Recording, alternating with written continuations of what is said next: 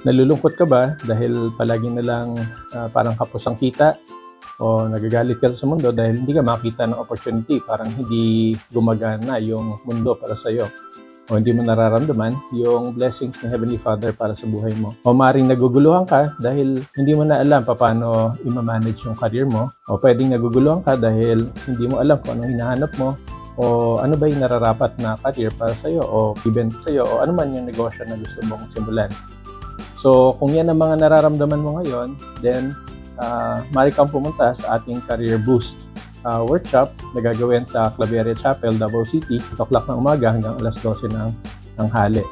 So, magkita-kita tayo doon, pag-uusapan natin paano ba magplano ng career, ano ba dapat natin i-considera kung gusto natin magsimula ng negosyo, paano ba malaman kung ito ay nararapat sa atin at ito ba ay pupunta sa tamang destinasyon na magiging kapakipakinabang para sa atin. Pag-uusapan din natin yung importante ng paghahanap, yung sourcing, no? Yung networking.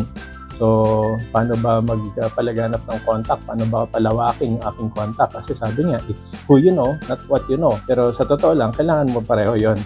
Pero importante na marunong tayo maghanap ng opportunities. At yung pangatlo, kailangan marunong tayo makipag-usap dun sa mga oportunidad na yon. Kailangan marunong, maging impressive tayo o para tayo pagkatiwalaan ng mga makakausap natin. At yung panghuli, ay pag-uusapan natin yung kahalagahan ng pagkakaroon ng mentors. Kasi importante yan dahil marami namang nakarating na, halimbawa sa Mount Apo, at kung gusto kong tahakin o akyatin ang Mount Apo, kailangan may makausap ako na nanggaling na doon, na successfully nakabalik at makakakuha ko ng magandang advice sa kanila.